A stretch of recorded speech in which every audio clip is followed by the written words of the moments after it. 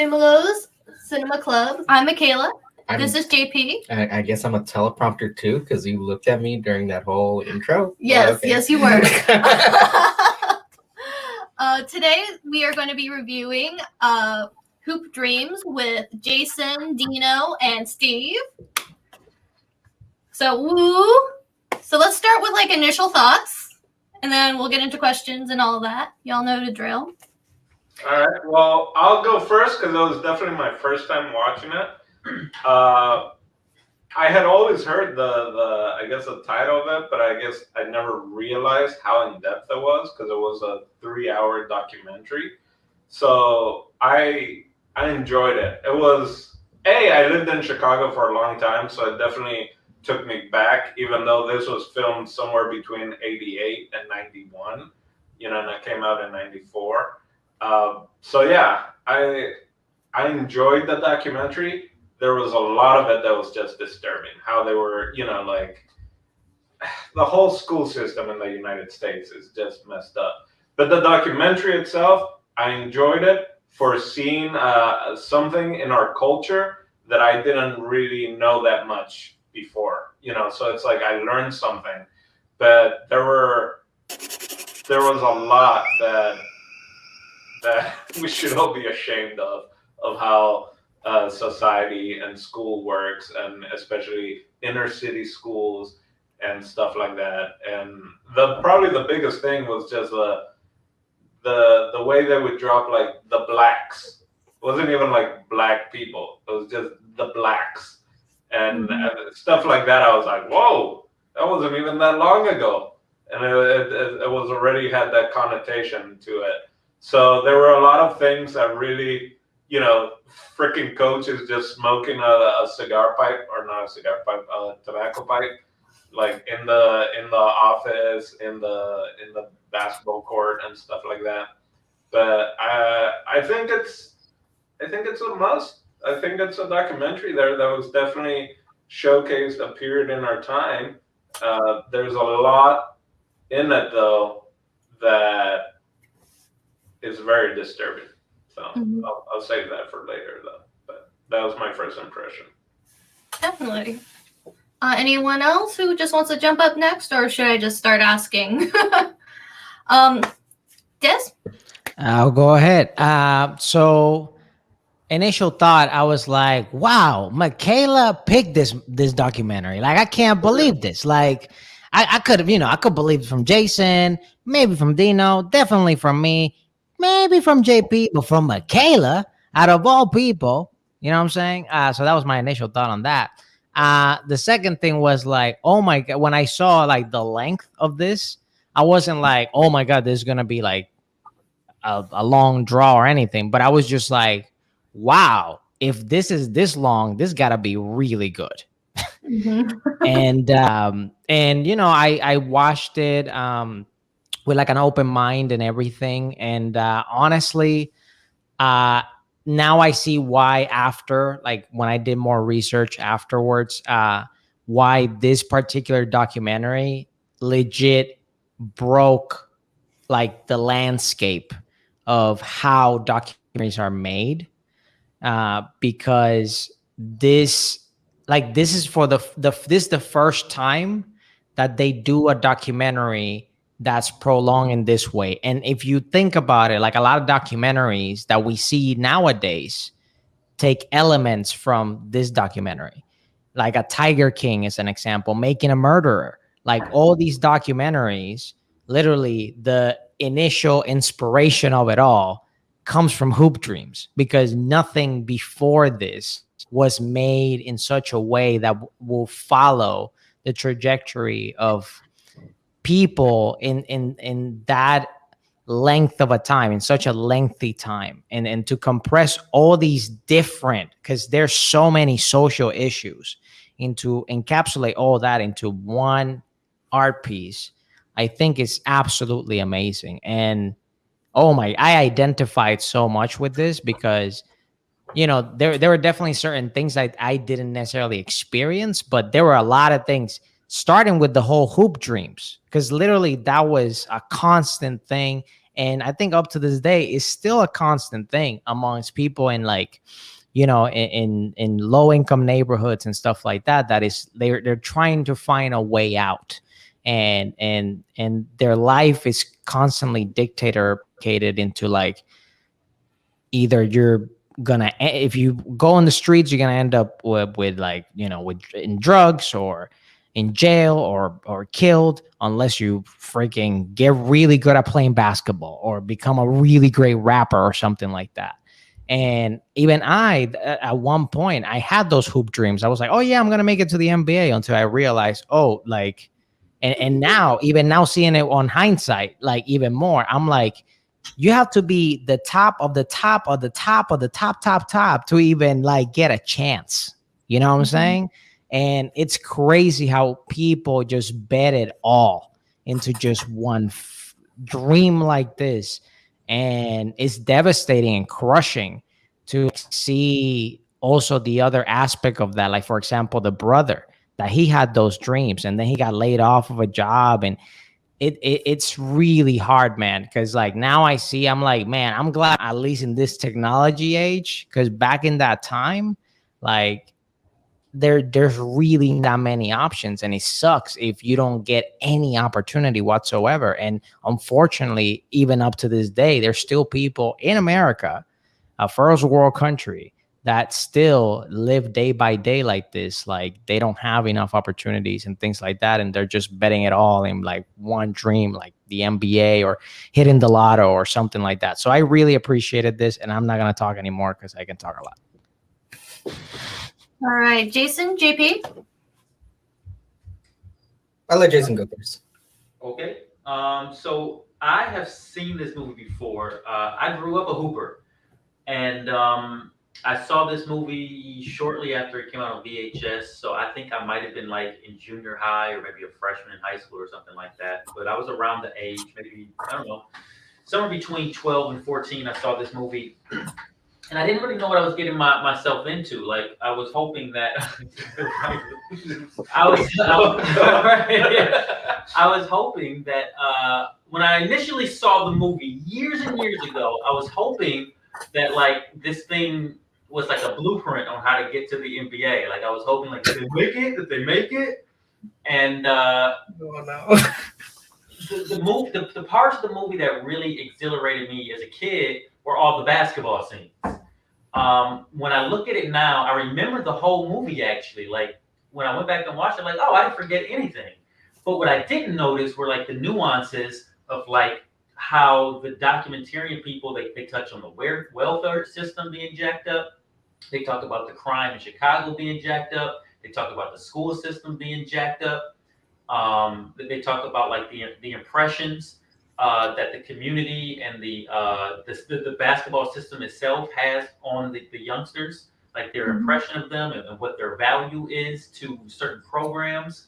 It touches on all that stuff in such a meaningful way that just as a 12, 13-year-old, there's just no way I could have caught any of that, really. You know what I mean? Watching it now is super impactful, and I'm afraid not a lot has changed. You know, there's a few things. There's been a few improvements in all of those systems, I believe, but there's still so much of that going on, man. It's like the Biggie Small lyric, you know, your only way out the hood was either, you know, selling crack rock or you had a wicked jump shot.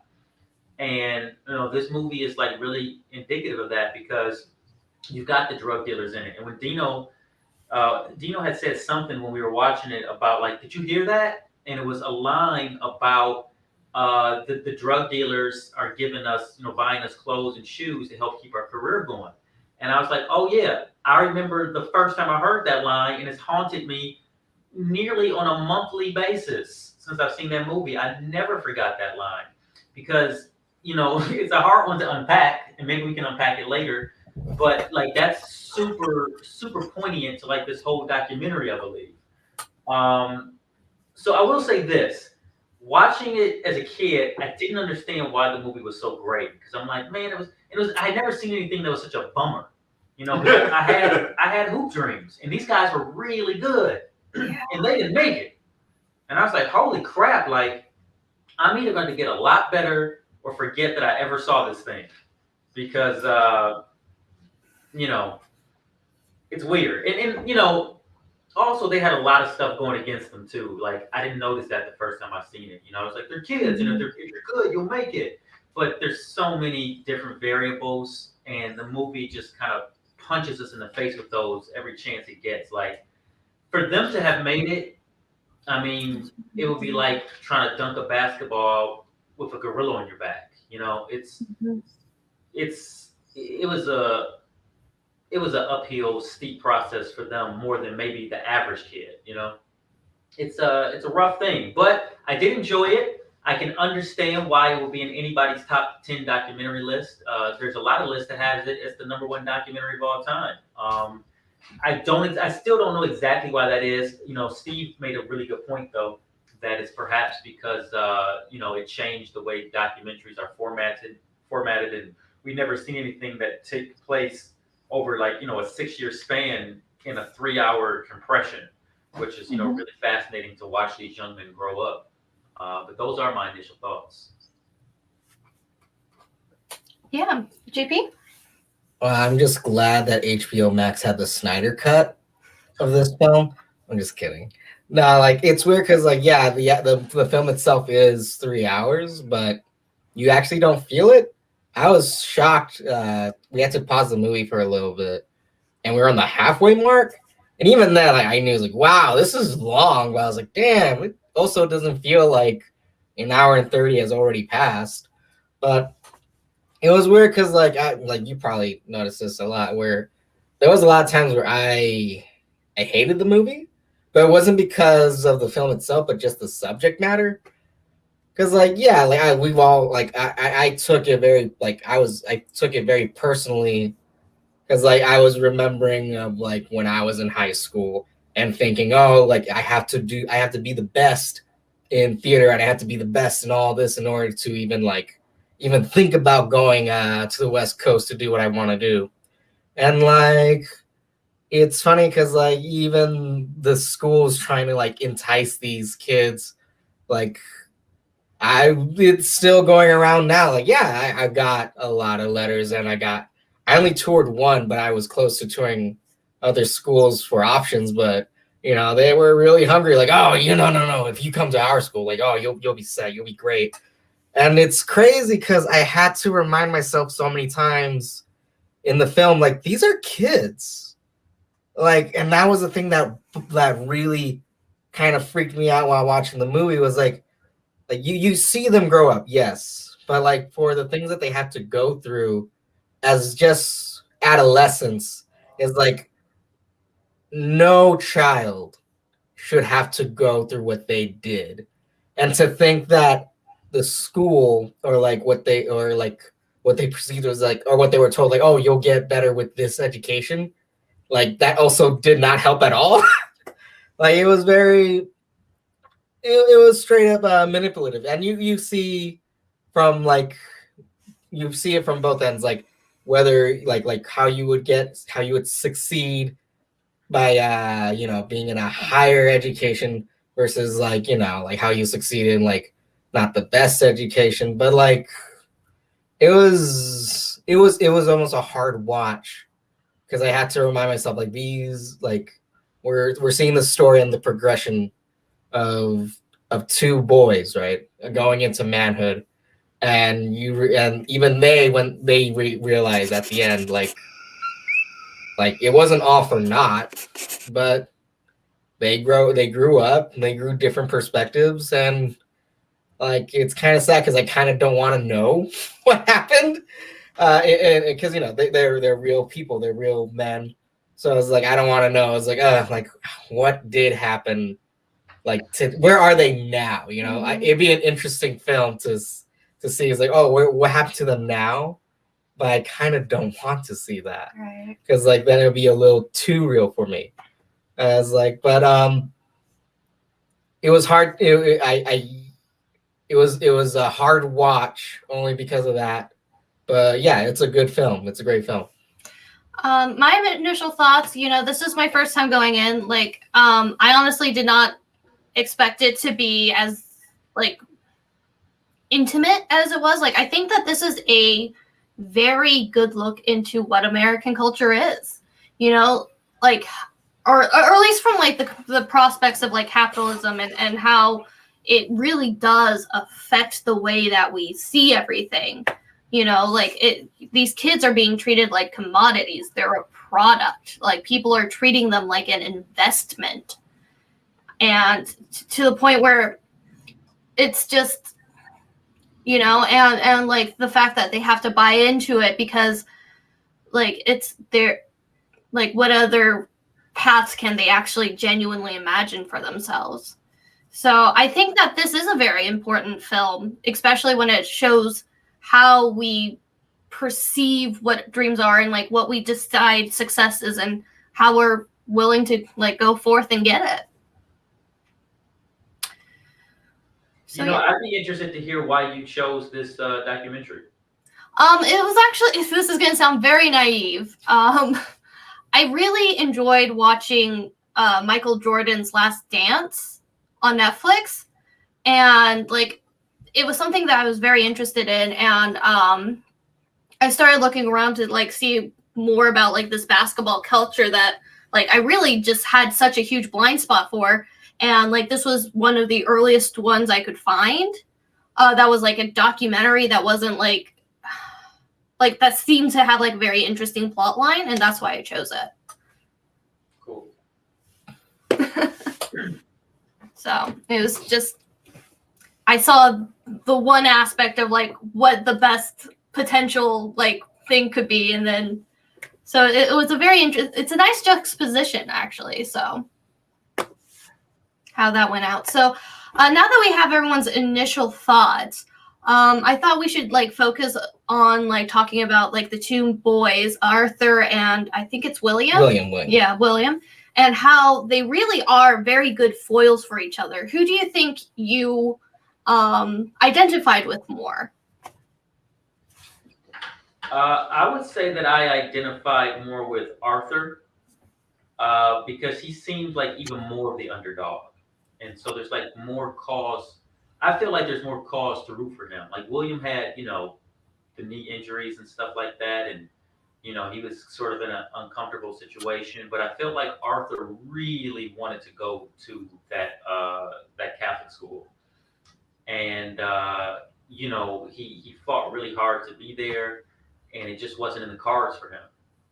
And he just kind of fought from the brink of, you know, like sort of almost feels like he wanted to quit multiple times. He didn't really want to be in that program that he was in. It was kind of just like the coach didn't even recruit. That high school coach didn't recruit.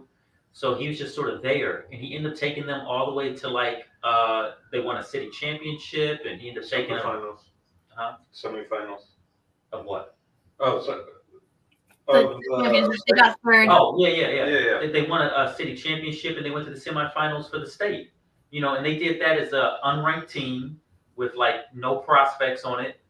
And so I was actually telling Dino when we were watching it, like that kind of saves the movie. That kind of saves the documentary, because without that last run that Arthur had, where he ends up, you know, getting into a JUCO school and taking his team really deep into the playoffs and kind of becoming like known in Chicago. And he did that all like the very tail end of his senior year. Like nobody really even knew who he was before and then that. ended up in Arkansas.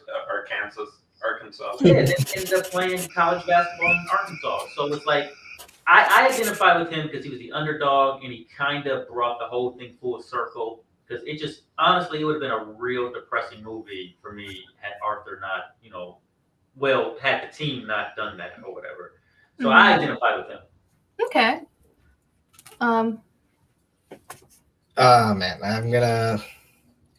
I think I identified more with William's character, even though it like, oh my gosh, it's strange because like I can't really identify to either one because I never had to go through the stuff that they did. Because even with when you find out, like it just seemed like with Williams, like it seemed everything was set for him, and like that's kind of how I remember like just high school and college. We were like I was just good, so it almost seemed like everything was set. But then with William, like life just hit him in all sorts of directions. Like he became a father, he effed up his knee, like things that were somewhat beyond his control. to say, but like even though I felt like I related more to him, I was actually kind of like somewhat more rooting for Arthur, even though like at times, like especially in school, like because I was a nerd, I was a geek, I was a fucking teacher's pet. So just seeing how, you know, like him trying to like boast and make jokes with his friends in class, I was like, you piece of shit. But it was so funny because like it almost fit. I almost was expecting him to teeter off the film and then just end like on a sad note with William, because like it didn't look like Arthur was gonna do much at the school. But then all of a sudden, yeah, he ends up doing really well in his high school's basketball team. And then people even are like those announcer guys, like they're even saying his names, like, oh, like you gotta look out for that Arthur kid. And then he's on newspapers and everything. Like, sure, not as big as like what William had, but like no, but that's like now he's becoming that, you know. And at the end of the film, it's Arthur that ends up, you find out like, oh, he's the one that is more actively pursuing his dream, like his career, where William is in doubt and is not quite sure and is trying to prioritize in life. So it's weird because like I feel like the way that the movie ended with William is like, no, that's like the way he started and where it's ending, like with his story, like I felt that more. Well, you know, that's why I think that these the people who made the documentary really lucked out, because like that's what makes them such great foils. Is like Arthur is all the passion of what like chasing a dream looks like. Like this is something like he's still a kid and he still like embraces that side of himself. But like that's like a scene that always gets stuck in my head when like they talk about Arthur's talent, but like they ended up going with William because William was more confident, or like carried himself more confidently, which like honestly I think that that's why William had everything set. And that's what William is like he's the guy who played by all the rules. He did everything right, you know. And then I thought that was a little bit more of the size. Speaking basketball, you know, the definitely Arthur didn't. I feel like he didn't grow into his body as quickly as William did. But yeah, anyway, well, like that's what the coach said. Like that was like when they were first choosing, because like William went straight to varsity because like he carried himself with more confidence, or at least that's what the coach said. When like I think that what he meant by that was that William was easier to work with. It's like you could tell William what to do. Yeah, where Arthur would do his own thing. Yeah, they kept bringing that up a few times. Yeah. Sure. But anyways, Dino, so who do you think is more of a, like, who did you relate to more? Probably the sex ed teacher. Oh my God. Yeah, I don't know. Again, kind of like JP, I don't. It's so hard because I seen what they both had to deal with. It's like I never had to deal with that. Like I had my own struggles and I had my own issues. So I can see certain things from each one that I can kind of relate to. So there's definitely pockets, and not just in them, but like in the brother, you know, and in family members, and you know, and I see teachers and stuff like that, and adult figures that I'm like, I knew someone like that. I knew we had a coach, a soccer coach like that, right? And stuff like that. So I can, I can see myself as one of them, but I understand a little bit from seeing my own experiences and being able to, I guess, empathize with them in the small things that I maybe do have a connection with them in, right? Which some of it is just kind of like the moments that I was somewhat shy and I didn't get picked, even though, you know, or the times that I was more assertive and I was picked, but I wasn't there, or I got injured, stuff like that. So I can't say that I want one or the other, but I feel like the stories with Arthur, just like it was such a surprise of how he turned it around. High school wise, that was kind of me. I started really slow, and then kind of like junior senior year, I finally started clicking in, and again, it's different motivations, but it was one of those things that I definitely kind of matured later in high school, if that makes sense. Yeah, absolutely. Steve? I definitely for sure identify way more with Arthur.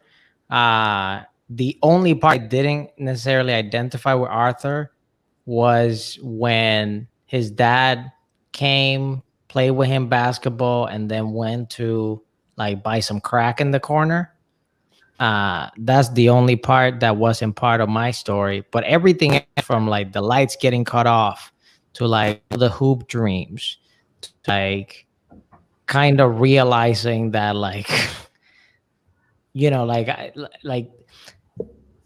this thing in particular, there's so many like issues and things that you can like extrapolate from this particular documentary. And the first one, and that's one that I personally realized in fourth grade, and I feel Arthur maybe realized this younger. That's the reason he had the way of thought versus other dude. He realized it a little later, and it was that the school system not only is broke, but is a prison. Like it's basically a prison. Like you get a guy literally yelling you at sex ed. Uh, you get like all these crazy things like going on. It's actually insane. And I also feel bad for the teachers too. It's just a completely broke system. And in this film, it gets heavily exposed. And it's because I believe it's just because of the individualist nature of not only capitalism, but just the way of the system that it is in America. Because even these coaches were like, I'm gonna try my best with this kid, but at the end of the day, if it doesn't listen to me, there's another one coming ahead. Like they're gonna just keep this factory pumping. And in a way, I mean, if you really think about it, this is a modern way of slavery. Like you're selling these kids dreams, and you're in the back end making money off their backs, sweat, everything. Like these kids went into surgery, to play for you. They risked their careers, lives, everything. Because also, when you pour so much energy, so many years into something, and then you realize not only is that drug that you not just not worth it, but it's not gonna come true necessarily. Like it really, like it hits you, man, really hard, and it drains you. And some people don't bounce back off that, because they dedicate so much into something. And yeah, I honestly, this is literally why I was watching it. I was like, why I didn't watch this when I'm fifth grade, like I would have gotten so much out of this that whatever the No, fuck they you were wouldn't talking. have. You wouldn't have. Yeah, I would. No, you Yeah, I wouldn't have. would. Yeah, I I would, don't bro. believe that. I believe it. I don't think you would have. Can I I think I amend would. my answer? I just something came into what I do, and it hit me, and it had hit me when I was watching it, but hearing more of you guys talking made me think what I do relate with both of them, and see myself, I guess, more with William, just because he did stay in that school for 4 years. Is when I was in Paraguay, I went to a private school, and it was the most expensive school in the whole country of Paraguay. Only reason I went there was because my mom worked there. She was a teacher, and then she was an administrator, and so I was the last kid of a hire from Paraguay to go there for free. If teachers were hired overseas, their kids could go to that school for free. that if they were hired from inside of Paraguay, whether or not they were foreign or not, the kids weren't allowed. They would have to pay. So that I understand that pressure of being in a completely different environment. And for me, I was there from K4 through 12. So it wasn't really until like middle school where I started to realize like, oh, I'm looked at slightly different, or I'm not in the same level. I don't have a chauffeur. I take the bus, right? Like I wasn't going an hour and a half, 3-hour round trip every day to school, but I was taking the bus because my mom would work there. Like, so that struggle I definitely connect to, and of like the having to deal with a different environment and like growing up and finding out like, wow, I'm not in the same class, if you will, as these people, because the parents own soccer teams, or they own meat packing companies, or they own tech companies, right? So just that all just kind of clicked in, which is what I was definitely watching, and I understand that. And then the fact that I couldn't get into trouble, right? It's slightly different, but it was one of those, like, if I got into trouble, it would come on, my mom who worked there would find out, or then it would be a bad issue. So I understand the tiptoeing the line of the academics and like trying to be myself, right? And now that definitely, looking back just at myself at what I went through, is like, it's tiptoeing, like, who are you, right? It's not hoop dreams, right? It's Dino dreams. It's just like, I'm not this person. That this is the private school, and these are debutantes, and all this other stuff, and I don't fit there at all. But I have to, I have to do that dance because it's the best education, and I'm getting it for free, and I have to take that advantage. So, kind of, yeah. I do have more of a connection than what I thought I did. Yeah. Well, Steve? You're on mute, buddy. Go there. You're mute. His audio's not working. Steve doesn't understand. He's on mute. Steve, you're mute. Now you're definitely on mute. No. You're still on mute. We can hear you. You No, do this every week. now you're just messing with us at this point. Do you know sign language? Maybe. Well, Steve. Captain it on the ticker. Captain it on the ticker. Also fix my name with Jason _echoes. Work on that. That was me. I can work on that. My bad. All right, Michaela, let's move. Well, Yeah. I think like the next thing I wanted to talk about is just like, I think that this does such a good job of just showing us how life really doesn't go as planned. Like, I think that's why I identified with William more, because like I was like that. Like, I did everything right. Like I tried to get the best grades I could get. Like, I did get into trouble during like high school. Like, I stayed home most of the time.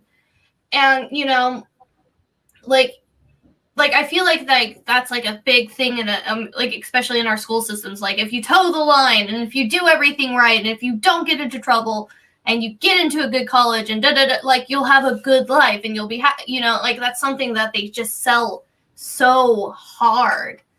And when it just doesn't pan out that, like, it's always good to see something in media showing that, like, it doesn't always work out that way. Like, it doesn't always pan out. Like, yes. And I think that's why I found William's story, like, Arthur is definitely like more fun to watch, but I feel like William's story was what I connected with more, just because like he really was like trying to do the best he could. Like, there's a reason why he kept his girlfriend's pregnancy as secret as long as he did. Like, he literally didn't tell his coach until like after the baby was born, And so like, it's just like, All right, I'm back. Can you hear me? To do everything at the standard.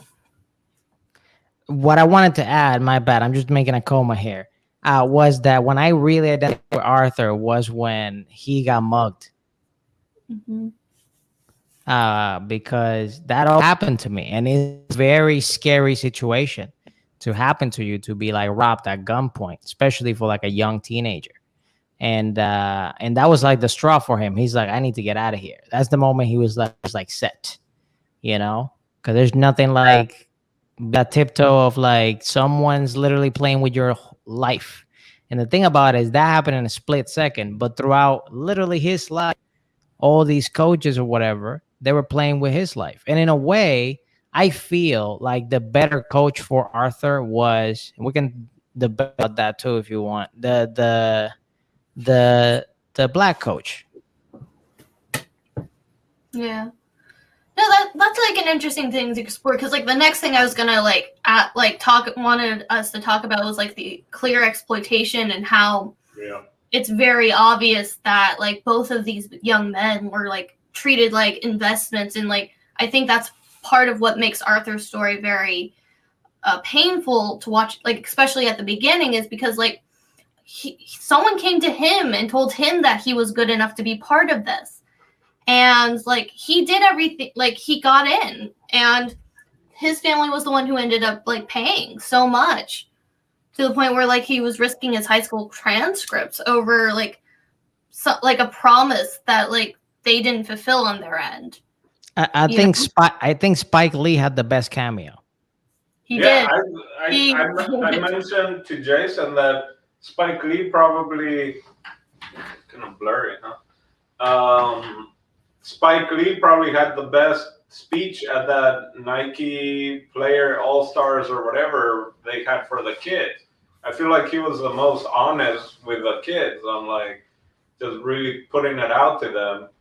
I was very impressed that Nike had Spike Lee there to tell them that, to drop that level of mentorship. Because Spike said, you know, this is like you are going to the next level is like being a multi-million-dollar slave, you know, basically. And you know, like these people don't have your best interest at heart. And I was like, wow, he was telling them that like back in the early '90s. Like Spike has been preaching that message for a long time. There's a book called The $40 Million Slave, and I think the foreword is by Spike Lee. And it's basically about how, you know, professional athletes are, you know, just well-paid slaves. And if you look at the ownership system, it's crazy. But, you know, Spike has had a relationship with Nike since like the 80s. I just thought that was super cool that Nike let him into that camp to speak to those youth. The thing is, I don't really remember that part of the documentary, so that flew over my head. And I would imagine for most of those youth in the camp, it probably flew over their head too. You know, they're like, what are you talking about? Like, all that was brand new, first time information they had ever heard. And maybe he planted the seed, but people really weren't talking like that back then, you know, commercially. Oh, no. In the 90s. It was hoop dreams. Make it to the NBA, get big bucks, get a contract, play Keep for your mouth shut, you know, work with it, do what your coaches say, and get that house. You know, get the money so you can get the house for your mom. That was basically it. Yeah. The exploitation. My big. I mean, even thinking about it, you're talking about. You brought up the transcripts. That's what pisses me off the most. I mean, there's a lot, but the fact that you're gonna hold back a kid's, just like he's already out. So okay, $1,800, whatever. They couldn't pay. I don't even care. Like if they were going and they were paying whatever deal, it doesn't matter. Those are his grades. He was there. He did those classes. Whether or not it was paid for, you kicked him out. Beautiful. Give them the grades. End of story. Like I even brought it up to Jason. I was like, I hope there's a law now that says like you can't hold on to freaking kids' grades to their transcripts unless they pay money. Because there was clearly a deal of somewhat of a scholarship. Maybe they were going to pick him up, maybe not. Maybe someone would pay like they did for Williams. But that I mean, I'm still angry about that. Like the whole idea is because again, that's the hypocrisy of it all, right? Oh, we're here to help them with education. We're here to hopefully get them to college. And you know, if anything, I mean, getting to the NBA would be great, or or G League or whatever would be amazing. But we're really here for the kids and their education. But you won't give them their transcript because they owe $1,800 because the parents owe because you knew ahead of time that they didn't even have the money, but you decided to pick them up anyway because you thought, hey, this is going to get us a championship maybe, and when it doesn't turn out, you're refusing to give those grades. And not only that, he had to sit out for 2 months during the year because they were behind on their tuition. Yeah, and so he missed 2 months he was behind 2 months in his schooling. Yeah. Yeah. I mean, that's whenever they're like NCAA, it's like, well, we can't pay them. We give them a scholarship. They're student athletes. It's like, shut up. Show me the money, right? Show me the dollar bills because I'm pretty sure. And that's like what's so terrifying about like hearing like how like when DeVos was in charge, like how they wanted everything to be like a charter school, and like that's how they wanted everything to be run for everybody. You know, and like I think that's just like something people just don't connect with, like public, like why public schools are like actually an important thing that the government should offer to everybody. You know, it's like once we get to the privatization of knowledge, you know, it's just like how many more situations do you think like that would happen? Like how many people would be indebted to this system of basic education before college was even a forethought, you know? And like that's not even talking about like how bad everything is in the college like situation, like how probably all of us are in like a situation like that, you know? Not just that. It's like if we really want to take it to that level, this was the story arc that I went like, holy shit. Because at the beginning happened, I was like, damn, that's fucked up. That's really fucked up. But then when I look back at how everything went out, I'm like, it's the system. And it was the story arc of Arthur's dad. The fact that he went and bought crack and then he got locked up at some point and then he got clean and turned his life around. The whole crack epidemic, like that's completely implanted by the government to separate families, to literally have these broken homes and these broken systems and to keep people there.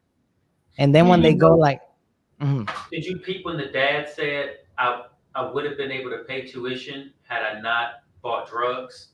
Like we would have been able to keep up. So like he felt responsibility for Arthur falling behind in school, which I mean, you know, he was, you know, but like you say, this crack epidemic, it's all full circle, man. And it's funny, like America is just now starting to, I wouldn't say atone, but realize. Acknowledge how diabolical the 80s were for Black America.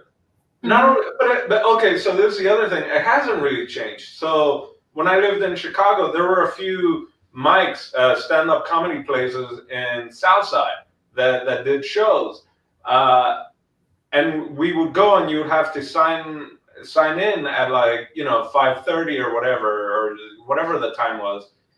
But there was no businesses. Like nothing was open. There was like no sit-down place. There weren't really that many cafes like in Southside. And that's all goes part in the, you know, this idea that they don't, it's still there because they brought it up in the show saying there wasn't much of anything for them where to go, where to hang out, whether it's a basketball thing. There was one place in Bronzeville that was at a coffee shop, so that's open, and the shows were just like in the backyard.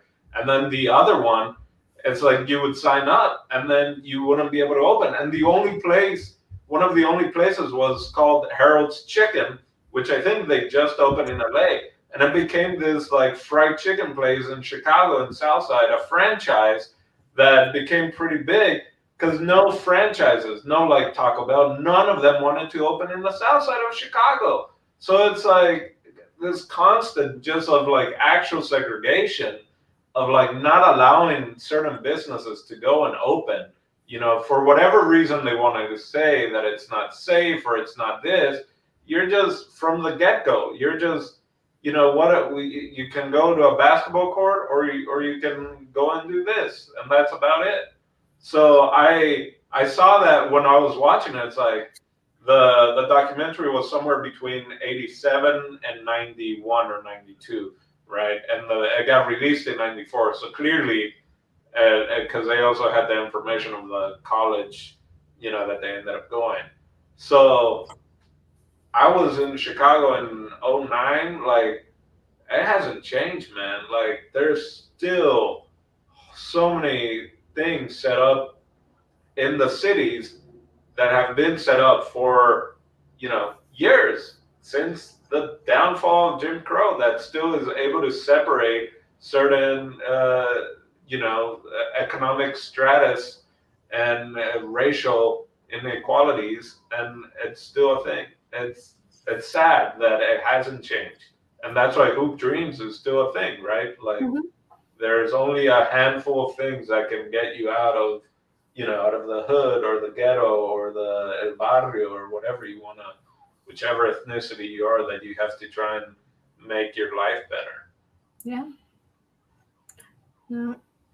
Like, I think that's like something that is like such a big part of like the quote unquote American dream, because like how many industries, like everyone I know has like had dreams of being either a singer, an athlete, an actor, or, you know, like there's just so many like specialized skill sets that we like push forward to, like we want to be entertained, so we put a lot of money into these certain avenues, and then like we have so many generations who just are so desperate to like break through class walls, and like you just have to wonder how many opportunities are missed and lost because we've been taught that this is the only way that you can have a life better than where you've come from, you know. And I think that that's why, like, it's always sad to me when I hear about like artists being like, oh, I was never really into sports, because like I feel like we have like such a similar kind of dynamic with like the rest of our cultures,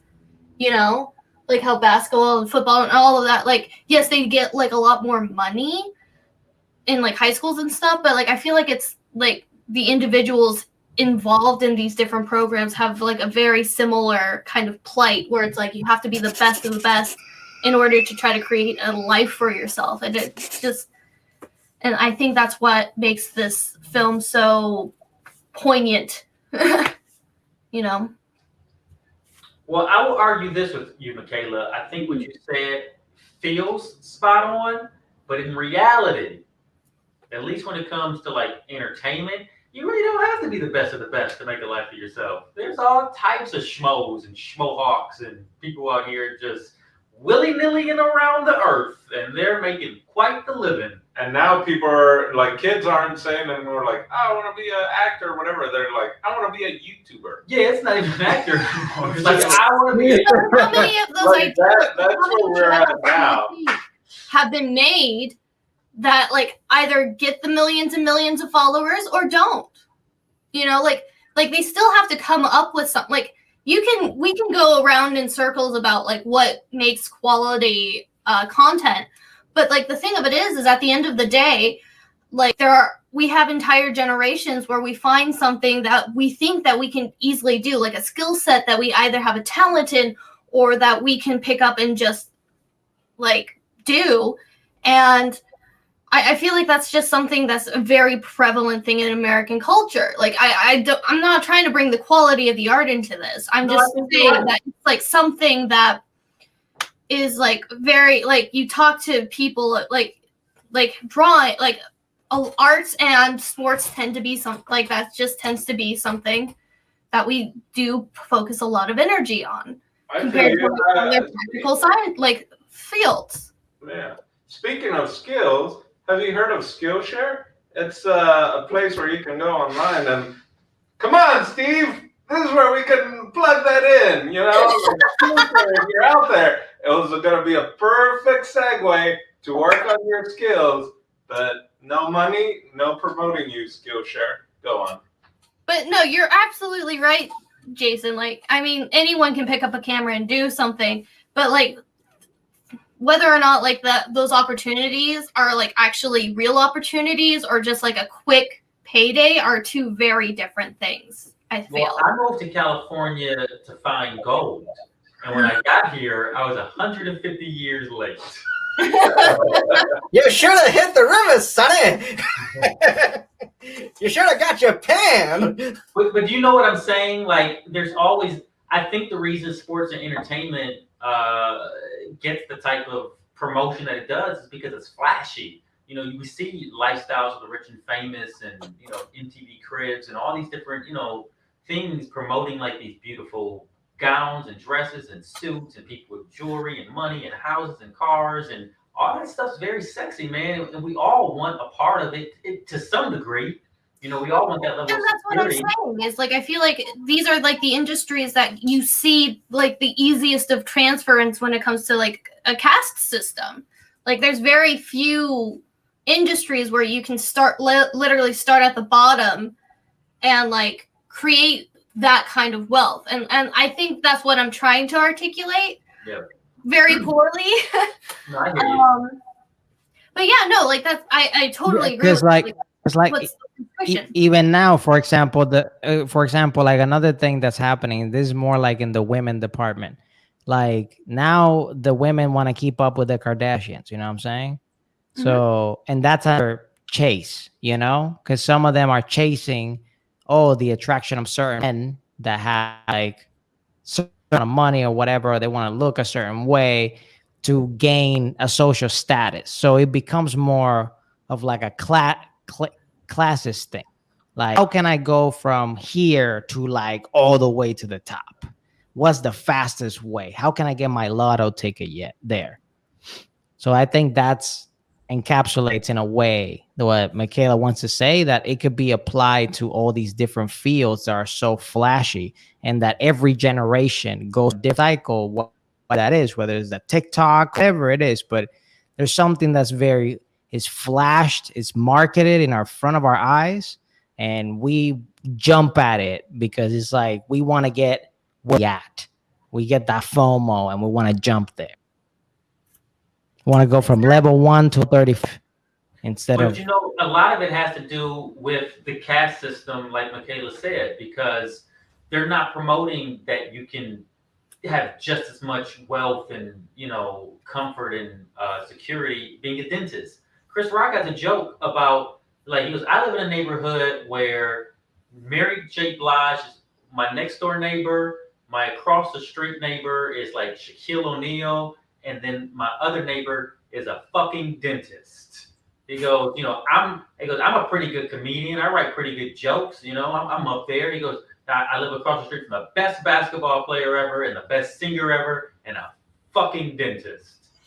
And it's like, but they're not promoting going to dentist or hygiene school, you know, dental hygiene when you're, you know, in 9th grade.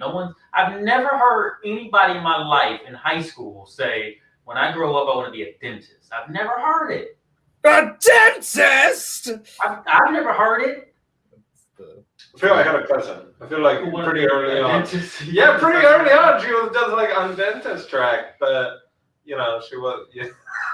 I've never heard it. Like everybody I know growing up. I know that like they push like being a doctor and lawyer and stuff, but like there's just something so inherently like I'm not smart enough, like that it's just force fed to so many people who like don't look or aren't part of certain groups. And like that's why I feel like the fact that we are always force fed this, like this is the quickest way to success. It almost feels like a distraction tactic, which like, I mean, I'm trying to be an actress like everybody else out here. So like, I'm definitely one to talk, but you know, it's just something I find, that's why I like, there's something just so real about watching something where like, you see their dreams, like they had the talent and they did the work and they did like everything that you're supposed to.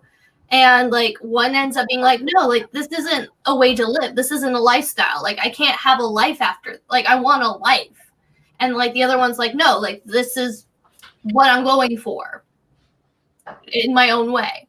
You know, so it's very interesting to see a story that doesn't end with like the glitz and glamour and someone actually made it. Like the fact that it's just like, no, like this is what life is. Like I don't think that point of view is shown very often.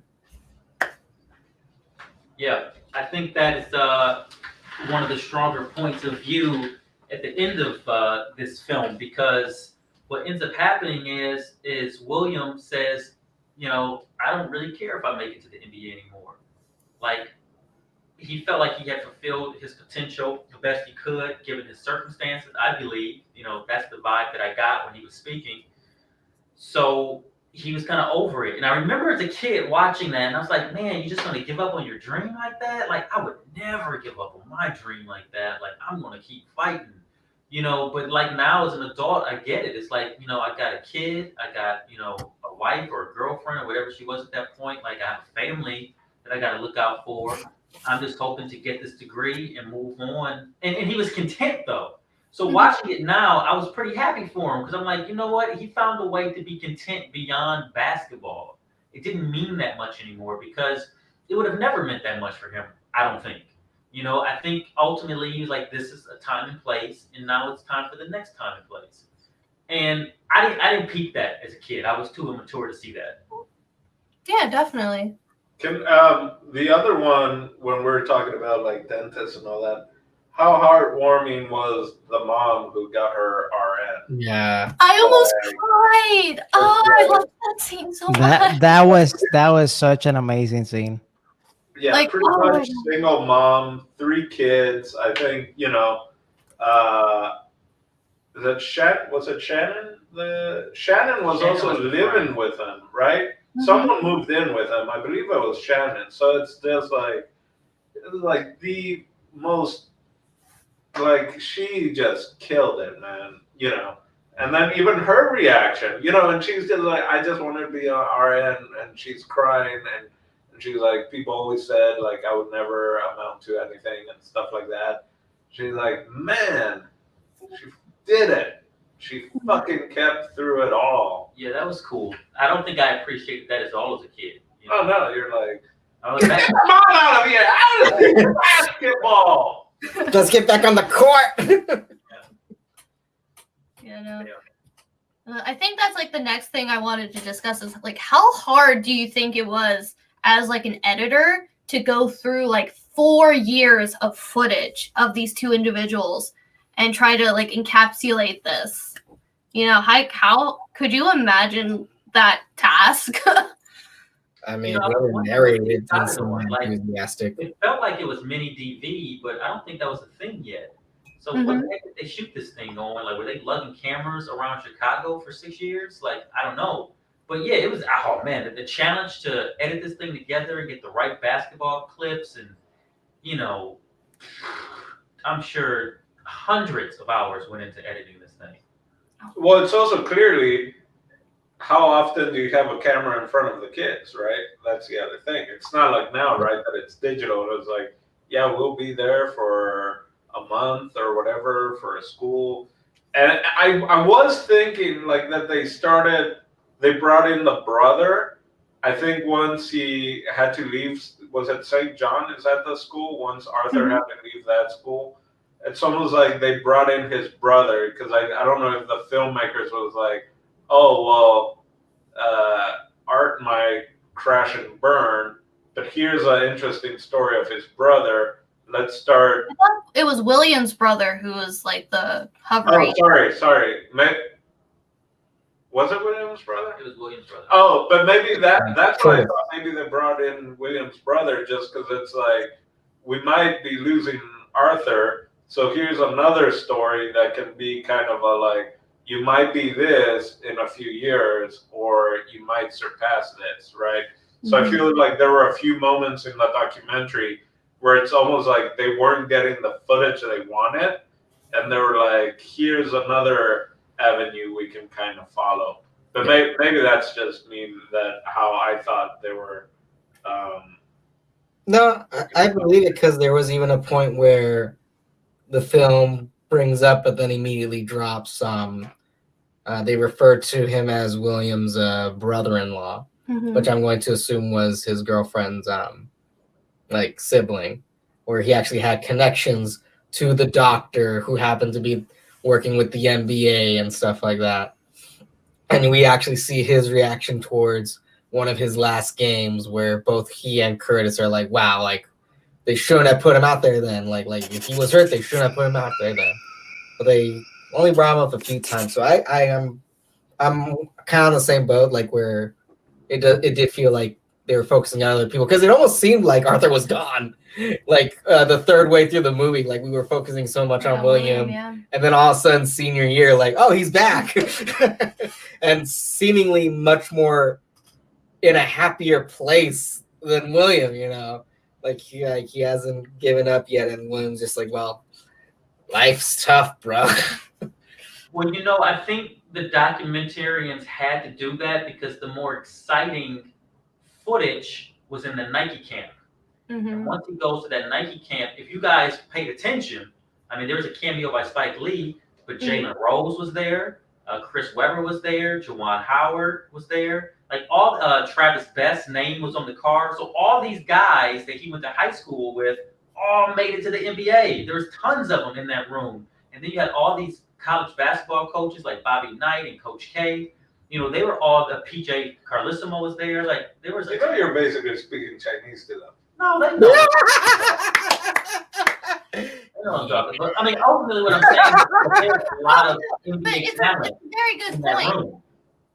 And so I think you have to shift the interest to like all these guys that we know are going to become stars. You know, like when this documentary came out, all these guys had just completed like their rookie season in the NBA.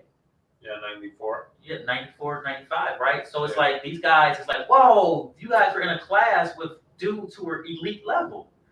So I think that's why you shift away. And then also Arthur wasn't really doing that great in high school, and in his basketball program, he wasn't doing that great.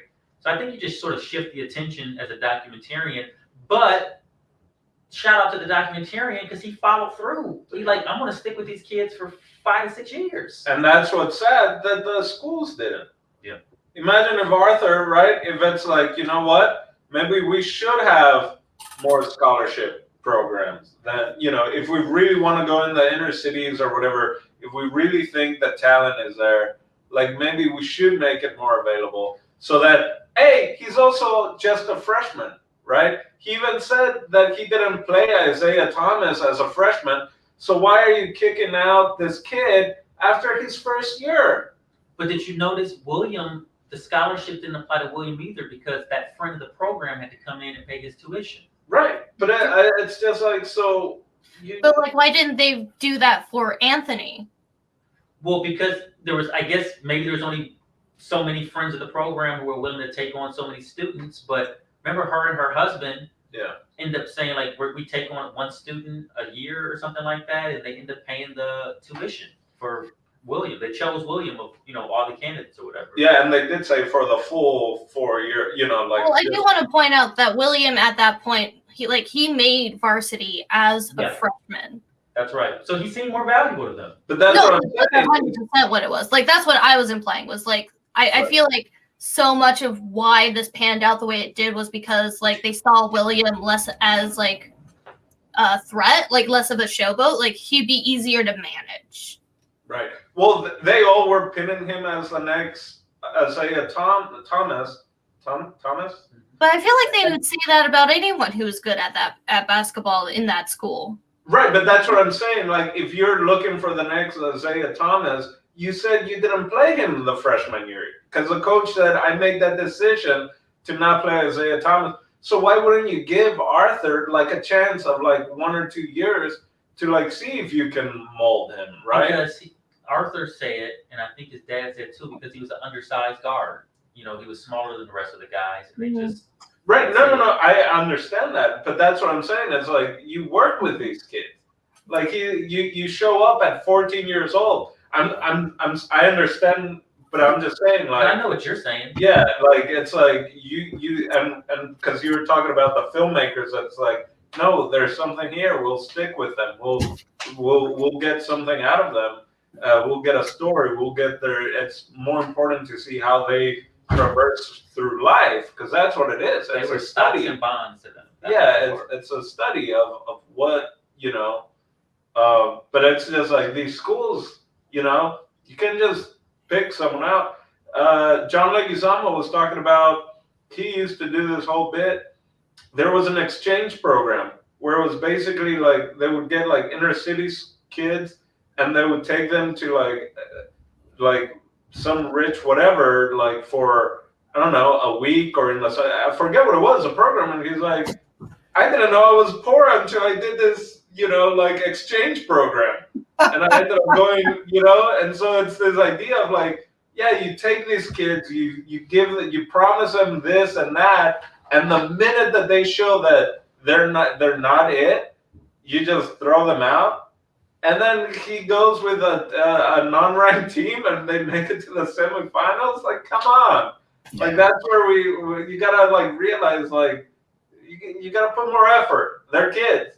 Like, if you think they had something when they were 14 and maybe even younger, because every year it's beginning to be like, I tell you what, at 10 years old, oh, that kid, oh, that's the next LeBron right there. Look at what he was doing at 10. LeBron wasn't doing that when he was 10. Like, there are cameras everywhere now. So it's like, give them the chance to be a kid and to grow up. And you might actually get something. I remember reading an article back in the day that said that Stephon Marbury was the number one 12-year-old in America. And it's like, how do you even know? You know what I mean? How do you know? I was actually just thinking of that. I was like, I'm gonna go and look and see, like, who the highest recruits were. Like, is there a data bank somewhere that has like 14-year-olds going into high school, highest recruit, you know, whatever, 5-star, whatever they do to go into college, like what they were going as a freshman year to where they were at the end of high school and where they were at the end of college. What do you mean where they were? Where they finished, I guess, or like you talking about rankings? Yeah. Sports like, prep.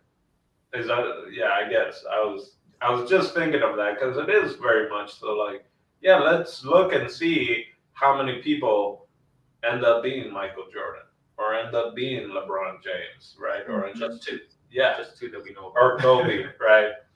Just those three, really. It's basically it. So, all right. Well, I think after that, like, are we ready for final thoughts, or is there more? Like, one more thing I'd like to touch on, if that's okay. Can we talk about the racial undertones of this film? Oh my gosh! Like that first scene where he was like trying to explain, like he didn't know how to act, like during the audit tryouts, because like he wasn't familiar with like being surrounded by other white people. Mm-hmm. And like you have to wonder like how much that like affected his chances. I think it affected his confidence big time. Oh, 100%. Also, I'm like, it's weird because I'm sure at the time no one thought it, but like hearing the coach refer to them as you people, like it was because like one could say he probably means the kids, but it's like when you only have like 2 white players in your team, when you say you people, it's, and he didn't say it just once, he said it several times. Oh, yeah. And it was like, I also picked that one up. I picked up on it too. Yeah. I low-key want to see like a bunch of footage that was known, because right. I bet they cut a lot of other stuff.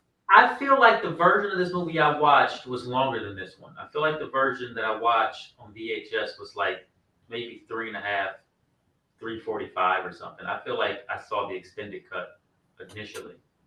Maybe. I feel like there's a whole game missing out of this documentary, because the team that Williams' team kept losing to, I forget the name of their team, but they lost to them like 4 years in a row.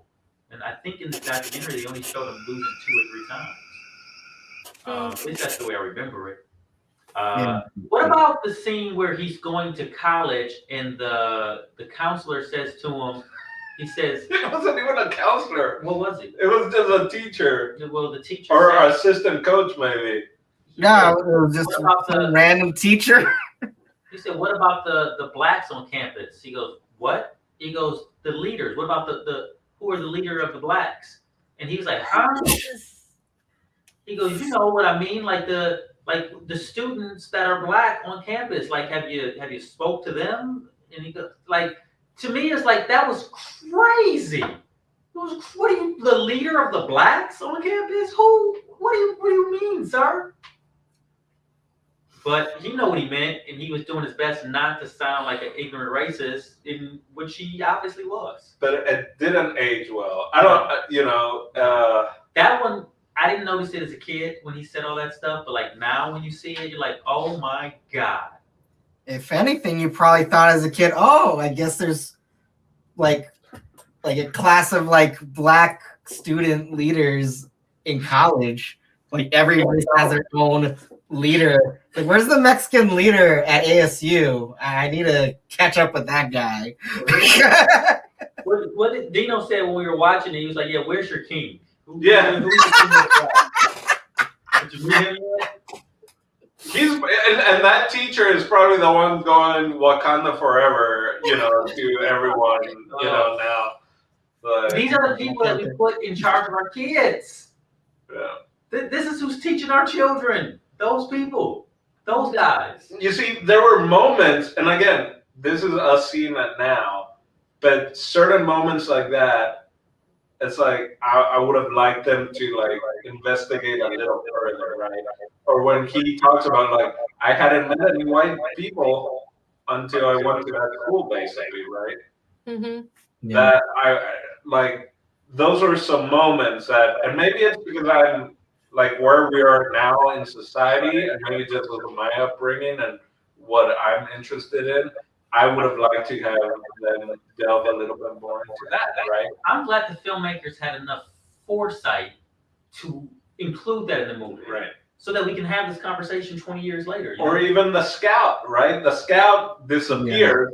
Yeah. He's there at the very beginning, and then towards the end, he kind of reappears, and he even brings up like they're saying that people were calling him names and that he was kind of exploiting them and stuff like that. And so those were a few moments that it's like, okay, there's all these racial undertones, right? They even made it a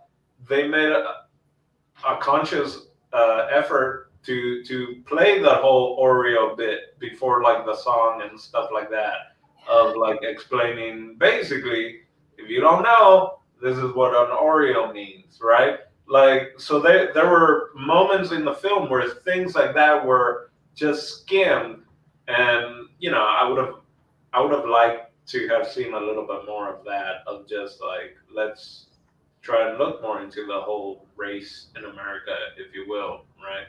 Mm-hmm. Definitely. Well, sorry. Anything else to add to that? I guess let's jump into final thoughts. Let's do it. All right. I think that this is a very educational film, and it's a very, very poignant, intimate look into a very certain aspect of our culture during a certain time, and it shows how little, not how little we've come, and how there's just so much more that we have to change and make goals for as a society. I don't like basketball. I hated the movie. No, I'm just kidding. My final thought is that it's like, I'm sure if especially with those who always had that big dream or whatever and actually pursued it, it can be a bit triggering. That's what I got. That the thing that hit most with me was schooling, the educational stuff. That was what got me the hardest from this film. But it's as somewhat slow as it can be at times. It's a great educational film. And it plus it's very much, it's kind of as real as you can get. Where it doesn't give you statistics and whatnot, like a lot of documentaries, or it gives you a lesson or something like that, or you find out the moral of the story in the documentary. Is no, it's you literally see the progression of two young men becoming adults and like just struggling, you know. And like I'm sure it would be like a cautionary tale for a much younger viewer, but it would be very reflective for people more like our age range. So like yeah, I'm sure like fifth grade Stephen fifth grade probably for sure would have digged it and probably would have forgotten some important stuff, but would have reflected on it like Jason did right now. So it's a good movie. I would recommend to like actually pretty much anybody because everybody has a dream, but especially like those like who actually have tried to pursue it, succeeded or not. I think it'd be a pretty dirty mirror to look at. My final thought. I'm sorry, Dino. I'll jump in, bro. I was just clearing my throat. Go. My final thought is this is a really great documentary. I've never seen it like myself. Definitely watch it. If you saw it a long time ago, definitely is worth a rewatch just so you get the undertones of the scenes and everything. If like, and if I'm analyzing this, if this was, I mean, it is a film. So analyzing the film, it felt like to me especially when it's such a lengthy thing and it doesn't feel the length. If it's basically a film that every scene was important, and I felt that way with this documentary. Everything told you more about it, and why through the lens of experience as a grown-up, you get a lot of even more undertones beneath everything. And definitely something that's going to be timeless is something that unfortunately is still happening today. And I really wish more people can get access to this or that get more promotion, because like we were discussing earlier, it could be a trap for a lot of kids, you know, and for a lot of people pursuing a certain thing just because it's getting marketed to them. Like, this is the way out, this is the way out, this is your and it's great to teach people about independent thinking and for them to be creative, to just believe in themselves, but not necessarily fall into some narrative or into some trap because other people are telling you this is the way. I am very sure that, I mean, this is great in hindsight again, because it helps us as viewers to discover these undertones. But I can't help but wonder what would have happened if like this kid just went like, fuck basketball, I'm just gonna do something completely different, you know? And like, what happened? Just they would have taken a whole different road, whole different approach, versus you got all these adults literally poaching these kids for their own capital gain. And it sucks because it's basically modern day slavery. And it happens and it's going to continue to happen until who knows. And unfortunately, it's a sad truth in America. I'm sure it does happen in other countries as well. But a lot of countries do model America. And it's important for people to open their lens a little bit more and see that there's different sides to the system. So that's my final thought. I'll go. Final thought: our education system is a mess. So is healthcare and welfare. Like the fact that he turned 18, he was still in school, and like 2 months after he turned 18, and they like cut any sort of like government help going towards him. Like that is mind blowing. And they mentioned it. I forget who mentioned it. It was like the government just assumed if you're black and you're 18, you're not in school anymore. they just assume that you're already out of school, that you've dropped out, or that, you know, like that to me is something that it's like, yeah, like fuck that. And again, not the same, but similar in the aspect of in college I was on my mom's health insurance, and I was on it because I was in college. I guess that's how. And this is before Obamacare and all that allows kids to be on parents' insurance till 25. So this was before that.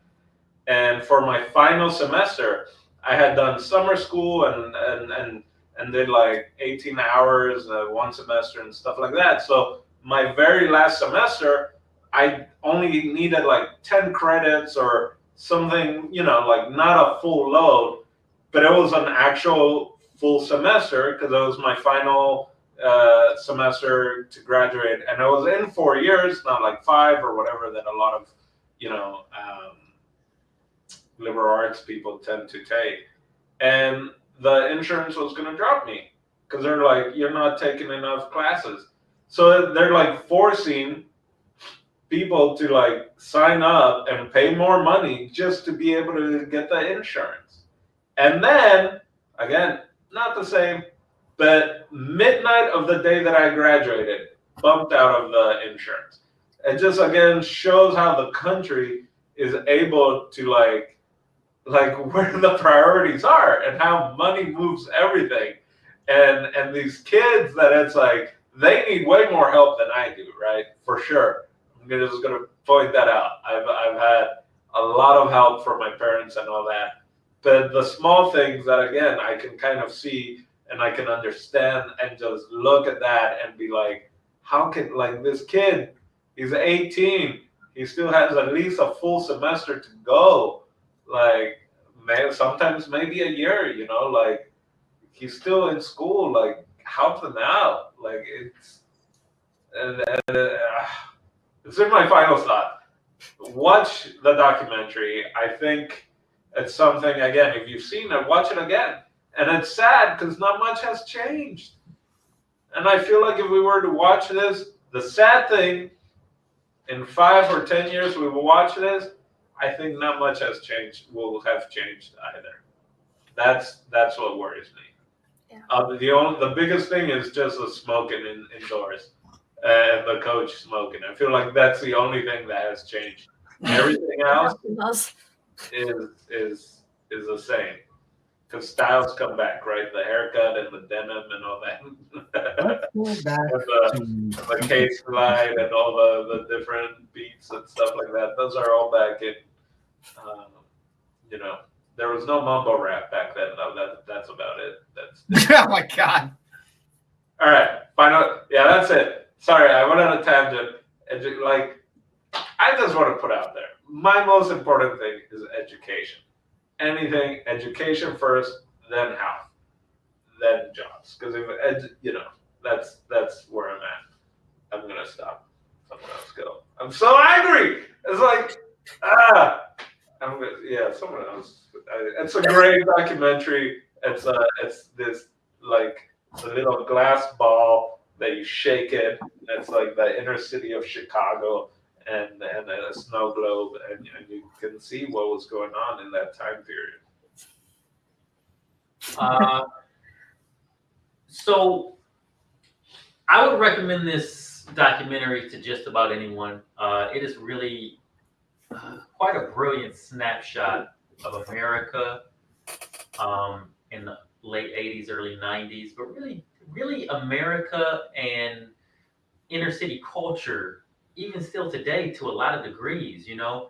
I mean, this movie could have easily have been called a lot of different type of dreams, you know, not just hoop dreams. It could have been football dreams. It could have been drug dealer dreams. It could have been just make it out of the It could just be hope dreams, telling you hope. Yeah, I mean, it could have been a lot of different dreams. I mean, they just happened to use the case study of these two, you know, basketball prospects. Like I said, I saw the movie a long time ago. I'm really, really happy I saw it again. I don't know if I would have ever watched it again without this, but without Michaela's picking it. But I'm glad I did because I got so much. How old were you? When I saw this, I was probably somewhere between 12 and 14. Yeah, maybe 13 or 14. Yeah, probably 13 or 14. So it had a really different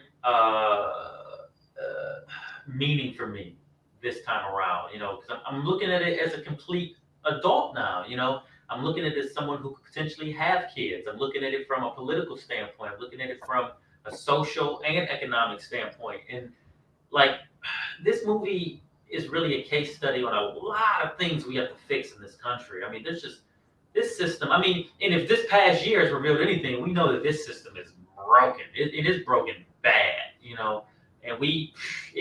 I don't even know if we can fix it. It's really throw the whole thing out and, start new at this point because we're in bad shape.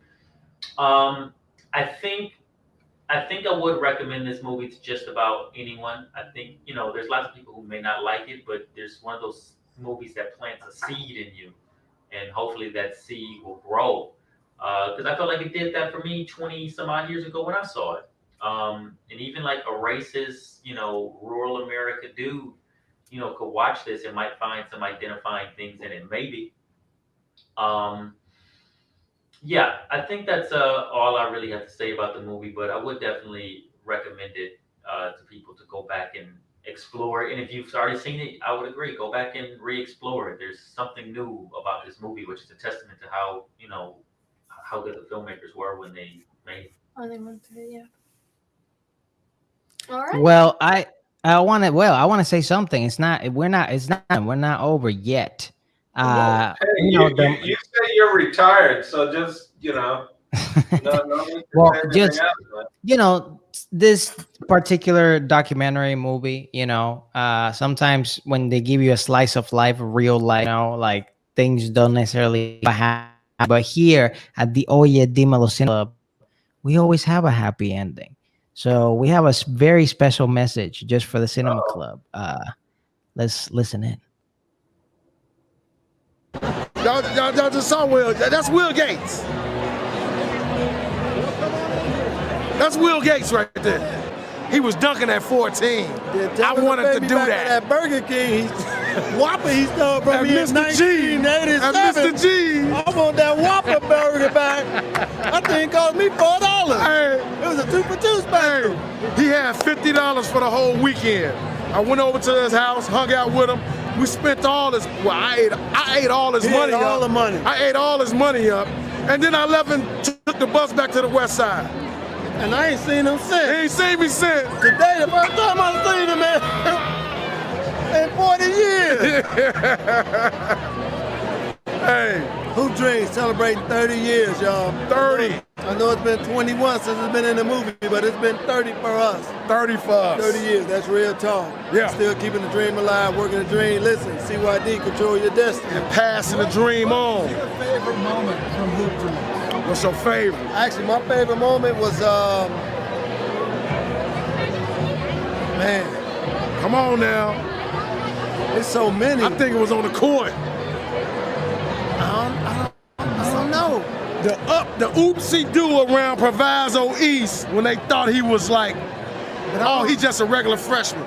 No, he's a true freshman. I don't know if that was the favorite moment. I think the favorite moment was, man, when the first time I put on that college uniform. that was it, boy. They give you your jersey, your name on the back. You got your number. What? Man, you go to your locker, you got your name on the locker. Man, you looking at your gear, your gym shoes, everything. You got your name on it. Life before a hoop dream. It was basketball 24 hours a day. We at the playground. See, we went to the playgrounds and played and got better. We wasn't in the gym going through cones. No AAU, no dribbling 2 balls. We didn't do none of that. You want to get better? You got beat up by older guys. That's how you got better. But now, yes, the difference now, we in the gym, you working out the younger guys, getting them ready. But in terms of our lives, it's different now because obviously we older, we see things differently. And what both of us come to understand and respect is our opinions matter. I think documentaries have now come full scope in terms of what Hoop Dreams was able to do from a perspective of following guys for an extended period of time. That wasn't something that was done. Typically, it was an interview here, it was an interview there. And so the outcome you kind of dictated. With Hoop Dreams, nobody knew where the outcome was going. And I mean, when you look at the movie, Predicted. at one point it looked like here's my career going, out the window, and everybody's looking at Arthur saying, oh man, it ain't working out. Then all of a sudden, now Arthur's career going up that way, and it's looking like, man, what happened to Will? What's going on? So That's real life. that's the new, to me, the new phase of documentary where it's grown from really not being able to, where you were able to predict what was going to be the outcome to now the interest of the subjects are far more compelling to predict that you want to be there and be a part of it. And you can't script this. Like what he did was real life. Starting as a freshman at St. Joe's, only one to do it after Isaiah Thomas. Only one. But anyway, predictability. You can't predict it. You only gotta have the cameras. Flip it on, and whatever you get is what you get. No scripts. But I think it also it is made in terms of a filmmakers where they at one point they didn't really want to get necessarily involved with the subjects, but when you're filming over extended periods of time, you got to get familiar with the subjects. You got to get comfortable with them. Initially, you recognized the camera, but then as it got on, we knew it was always there. But because it was our lives and we were just living, you couldn't control that moment. Right. So, for example, you see when the lights go off, there was nothing they can do to control that moment. Steve them just happened to capture it that day. With the knee injury, you can't control that moment. When I had my daughter in high school, you can't control that moment. Those were just there. So it wasn't that you forgot about the camera. I think for both of us, we just didn't care anymore. We didn't care anymore. So it had been around for so long, like we're still gonna live our lives no matter what. But it's also us being familiar with the filmmakers, and that's what I was saying earlier. We got so comfortable with them that it really went from almost like shooting home video than it was doing a documentary. How did you trust these men? You know what? Came out of nowhere. It was interesting. They were already filming Arthur. I was already going to St. Joe's. So when Arthur came out in the beginning of the film and he was there and he was playing against Isaiah, well, I was at the camp already. They just couldn't film me because I hadn't had a conversation with them. Right. So once we had a conversation that day, they told me about what they wanted to do. And literally the next day, Steve James, Peter Gerber, and Fred Lamar showed up at my house. And the only thing I said was, hey, I just got to ask my mama first. Mama trumps everything. That was it. How we used to celebrate? You're a champ. Oh, man. See, we have all that stuff like LeBron them where they got 15,000 handshakes and, everybody dabbing. We was too busy. Like, the coaches we played for, if you celebrated, you were sitting next to them. You were sitting next to them. Absolutely. You had to celebrate. That means you hot dog, and that means you trash talking. Coach Buffer wasn't going for it. Coach Bean wasn't going for it. That you ain't had time to celebrate. None of that. It is that this is my Hoop Dream brothers for life. No matter how old we get, no matter if we don't talk every day or whatever, this is my Hoop Dream brother for life. I'm connected to him.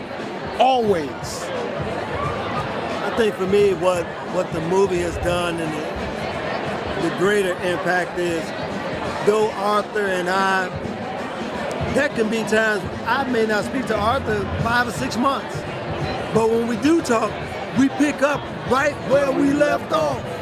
So I think that's just the bond that's tied us, that's connected us, that we know at the end of the day what this represents. It's always been bigger than both of us, but what it also represents is that at the end of the day, he'll always understand me and I'll always understand him. And to me, that's greater than anything when you got somebody who ain't never gonna judge you, who ain't never got nothing but something good to say to you. But at the same time, I give you the honest truth. It's hard to find that in life, and we got it with each other. Shout out to Gordon Quinn for believing in the vision, for believing in themselves, for not giving up, because documentaries are not easy to do. I mean, a lot of times people look at the success of Hoop Dreams and even the things that Michael Moore has done. But Gordon, man, I want to say from the bottom of my heart, thank you, man, for keeping your dream alive. That really inspired us so folks can see our dream come alive, man. Happy 50 to you. Happy 50 too, man. Love you. So there you go, guys. I think it's hilarious that even before the film was made, William was basically set again. It's like it was Arthur's story first, and then the filmmaker's like, "Whoa, what's this then?" Look at the shiny object. So there you go. That was Hoop Dream. So for next documentary club, we got Jason. Oh, so next week we will be diving deep into Paris is Burning. I've never seen it before. Like every pick that I go with, I choose not to have seen it, so it's a brand new experience. I know generally what it's about. I know it's usually high up there on documentary list of documentaries you have to see, so I'm really looking forward to it. There you go, Paris. Paris is Burning for next week. For Michaela, JP, El Dondino, Jason Echo, comedian retired. We'll catch you next week. Bye-bye. Bye. Pew, pew, pew, pew. Hey there, I am Steve Des from Oye Dimelo Network. Thank you so much for watching this video, and please don't forget to subscribe and click any of the videos you see right there, because it will take you to a different path in your life.